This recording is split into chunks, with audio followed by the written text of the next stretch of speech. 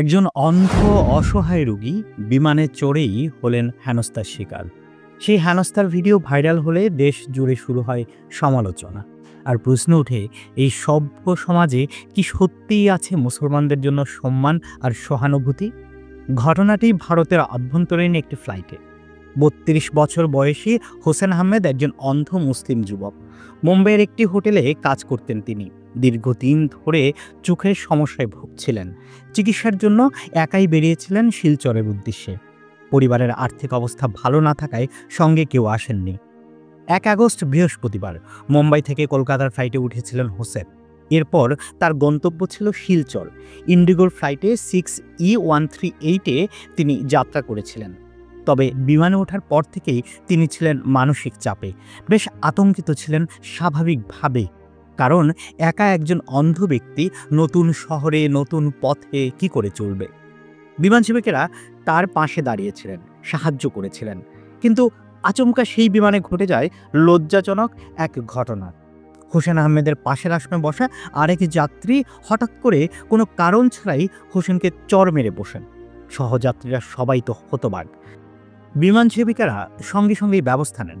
বিমানটি কলকাতায় নামার পরপরই সেই যাত্রীকে পুলিশের হাতে তুলে দেওয়া হয়। তবে আশ্চর্যজনকভাবে কিছুক্ষণ পরেই তাকে ছেড়ে দেওয়া হয়। অন্যদিকে আতঙ্কিত হোসেন আহমেদ বিমানবন্দর থেকে বেরিয়ে যান নিঃশব্দে। এরপর তার সঙ্গে আর কারো কোনো যোগাযোগ হচ্ছিল না। ফোন বন্ধ পাওয়া যায়। ঘটনার ভিডিও ভাইরাল হতেই তার পরিবার চিনে ফেলে ছেলেকে। তার বাবা আব্দুল মান্নান মজুমদার জানান, আমরা ভিডিওটা দেখেই বুঝি ও আমাদের হোসেন। তখনই ছুটে যাই শিলচর বিমানবন্দরে, কিন্তু ও তো সেখানে নেই।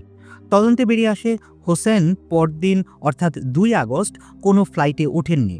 এমনকি কলকাতা বিমানবন্দর থেকেও বের হননি তিনি। অবশেষে পুলিশ সূত্রে খবর আসে তাকে পাওয়া গেছে আসামের বরপেটা রেল স্টেশনে। সেখানে তিনি একা বসেছিলেন অসুস্থ অবস্থায়। পুলিশ তাকে উদ্ধার করে পরিবারের কাছে হস্তান্তর করে। ইন্ডিগো এয়ারলাইন্স এই ঘটনার পর এক বিবৃতিতে জানায়, আমাদের যাত্রী ও কর্মীদের নিরাপত্তা আমাদের প্রথম অধিকার।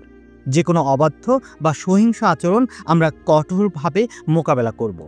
এই ঘটনার পর সামাজিক মাধ্যমে ব্যাপক প্রতিক্রিয়া দেখা যায়। অনেকেই প্রশ্ন তুলেছেন, একজন অন্ধ নিরীহ অসুস্থ মানুষকে কেন এমন আচরণের শিকার হতে হলো? এটাই কি সভ্যতা? এটাই কি মানবতা? মানবিকতার এই চরম সংকটে যেখানে সহানুভূতির বদলে সহিংসতা, সেখানে হোসেন আহমেদের মতো মানুষেরা হয়তো হাজারো ভয় নিয়ে বাঁচে। তবে আশার কথা হলো এই, বিমান কর্তৃপক্ষ এ ঘটনার বিরুদ্ধে দাঁড়িয়েছেন, অভিযুক্তকে নিষিদ্ধ করেছে এবং পুলিশের ভূমিকাও ছিল সক্রিয়। তবে প্রশ্ন থেকে যায়, কেন একজন নিরপরাধ চিকিৎসার জন্য বের হওয়া যুবককে এমন দুর্ব্যবহার সহ্য করতে হলো? কেন সামাজিক সহানুভূতির জায়গাটা এতটা সংকুচিত হয়ে এসেছে আজকাল? Suman Salauddin, international desk, Zero TV.